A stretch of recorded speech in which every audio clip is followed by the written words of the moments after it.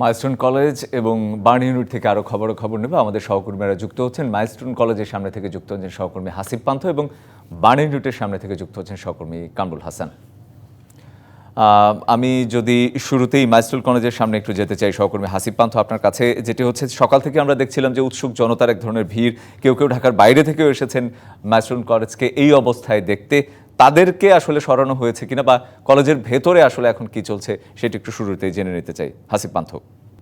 ধন্যবাদ রঞ্জন। আমি এখন অবস্থান করছি মাইলস্টোন স্কুল অ্যান্ড কলেজের ঠিক পাশে একটি ভবনের ছাদে। কেননা একটু বলে রাখি, মাইলস্টোন স্কুল অ্যান্ড কলেজের মূল ফটকের সামনে যে পরিমাণ মানুষ এসেছে, উৎসুক জনতা এসেছে দেখার জন্য, সেখানে আসলে কাজ করার মতো আমাদেরও বেশ অসুবিধায় পড়ে যেতে হচ্ছিল।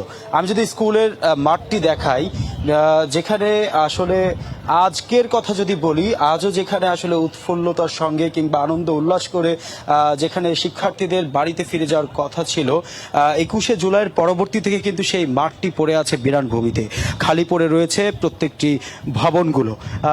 এছাড়াও যদি বলি, এখানে পরিদর্শনের কথা যদি বলি, এখন পর্যন্ত কয়েক শত শত মানুষ আসছে, কারণ আজ শুক্রবার ছুটির দিন বিধায় কিন্তু অনেক মানুষ আসছে এখানে, জড়ো হচ্ছেন। জড়ো হয়ে তারা কিন্তু দেখার চেষ্টা করছেন আসলে ভেতরের পরিবেশটি। অনেকে কিন্তু এসেছে দূর দূরান্ত থেকে, তারা দূর দূরান্ত থেকে এসে তারা কিন্তু আসলে তাদের একটি ইচ্ছা যে আসলে ভেতরে কোথায় বিমান বিধ্বস্ত হয়েছিল সেই জায়গাটি দেখার জন্য। তবে যদি বলি শৃঙ্খলার কথা, যদি বলি রঞ্জন, শৃঙ্খলা বাহিনীর কথা যদি বলি, মূল ফটকের সামনে প্রাথমিক অবস্থায় কিন্তু যদি যেখানে প্রথম 2-3 দিনে আমরা দেখতে পেয়েছিলাম, তবে এখন যে অবস্থাতে রয়েছে স্বাভাবিকভাবে কিন্তু কোনো গাড়ি বা বের হতেও পারছে না বা ঢুকতে পারছে না। এছাড়াও যারা বিভিন্ন জায়গা থেকে এসেছে তারা ভিড় করে আছে। আমরা এর আগের ঘন্টায় দেখিয়েছিলাম যে আসলে উৎসুক জনতার ভিড় এতটাই ছিল যে এখানে মূল ফটকটি ভেঙে ভিতরে ঢুকে যাওয়ার মতো উপক্রম হয়ে যাচ্ছিল প্রায়। এছাড়াও কিন্তু আসলে শুধুমাত্র যে মূল ফটকেও ভিড় হয়েছে তা নয়, এদিকে আশেপাশে বিভিন্ন বাসার ছাদে কিংবা আশেপাশের বিভিন্ন জায়গা থেকে কিন্তু আসলে এখানে এসে যুক্ত হচ্ছে। আমরা একটু কথা বলার চেষ্টা করব। একজন বাইরে থেকে এসেছে ঘুরতে। আপনি কোত্থেকে এসেছেন? আসসালামু আলাইকুম, আমি টঙ্গী কলেজ গেট থেকে। আচ্ছা, কি জন্য এসেছিলেন? দেখতে এসেছি মাইলস্টোন কলেজে। হ্যাঁ, বিমান দুর্ঘটনা হয়েছে, অনেকগুলো প্রাণ চলে গেছে আমাদের ভাই বোন, দেখতে আসলাম আর কি। আচ্ছা, এই বিষয়টা কিভাবে নিয়েছেন? আসলে বিষয়টা এটা একটা দুর্ঘটনা। আসলে এখানে স্কুলের দোষ নেই, যে বিমান তারও দোষ নেই, এটা হয়ে গেছে আর কি। রঞ্জন, আমরা কথা বলছিলাম, দর্শনার্থী অনেকে এসেছেন এখানে ঘুরতে। তবে একটু জানিয়ে রাখি, আজ সব মিলিয়ে কিন্তু যে অবস্থার মধ্যে রয়েছে মাইলস্টোন স্কুল অ্যান্ড কলেজ কর্তৃপক্ষ থেকে কিন্তু সেই কোন রকম আপডেট আমরা পাইনি। এছাড়া যদি আরেকটু জানিয়ে রাখি, এখন জি, ধন্যবাদ। আমি একটু বার্ন ইনস্টিটিউটে যেতে চাই। সহকর্মী কামরুল হাসান সেখানে রয়েছেন। কামরুল, আমরা শুনছিলাম মাইলস্টোন কলেজের সামনে থেকে, আপনার কাছে কি খবর আছে? কারণ আমরা জানি যে আহত অনেকেই ভর্তি রয়েছেন, তাদের ব্যাপারে আসলে সবশেষ কোনো তথ্য আছে কিনা আপনার কাছে?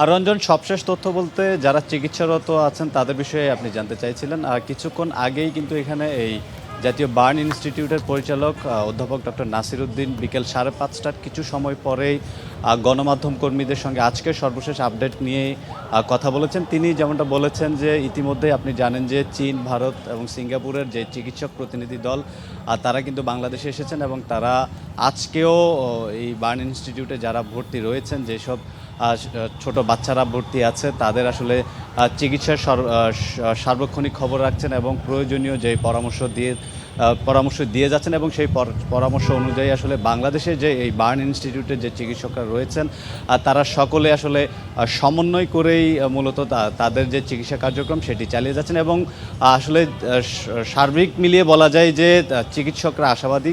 কিছুক্ষণ আগেও বার্ন ইনস্টিটিউটের পরিচালক জানিয়েছেন যে তাদের পরিকল্পনা রয়েছে আগামী শনিবারের মধ্যে অন্তত 15 জন হতাহতদের মধ্য থেকে 15 জনকে অন্তত তারা বাড়ি ফেরাতে চান সুস্থ করে, এই ধরনের আশাও কিন্তু তারা রেখেছেন। এবং পাশাপাশি তারা বলেছেন যে তাদের চিকিৎসার কোনো ঘাটতি নেই, আসলে চিকিৎসায় কোনো গাফিলতি বা ধীরগতি বা এই ধরনের কোনো কিছু নেই, পর্যাপ্ত পরিমাণ সাপোর্টও তারা পাচ্ছেন। এবং এটিও জানিয়েছেন যে আজকে স্বাস্থ্য মন্ত্রণালয়ের সচিব এবং স্বাস্থ্য অধিদপ্তরের মহাপরিচালক যিনি আছেন তিনিও কিন্তু এই বার্ন ইনস্টিটিউটে এসেছেন এবং রোগীদের সার্বিক চিকিৎসার খোঁজ খবরও নিয়েছেন। এবং পাশাপাশি মাননীয় প্রধান উপদেষ্টার কার্যালয় থেকে আসলে সার্বক্ষণিক তাদের চিকিৎসার জন্য খোঁজ খবর রাখা হচ্ছে। এবং সোশ্যাল মিডিয়াতে আমরা কিছু মৃতের সংখ্যা নিয়ে এবং তাদের চিকিৎসা নিয়ে কিছু গুজব বা কিছু প্রশ্ন দেখা দিয়েছে, আসলে এইসবে সতর্ক থাকারও আহ্বান জানিয়েছেন বার্ন ইনস্টিটিউটের পরিচালক। তো সব মিলিয়ে বলা যায় আসলে চিকিৎসার যে বিষয়টি সর্বাত্মক আন্তরিকতার সাথে, আসলে যেহেতু তারা খুঁতে বাচ্চা, আসলে তাদের চিকিৎসার বিষয়টা একেবারে মানবিক দিক থেকে, সতর্কতার দিক থেকে চিন্তা করেই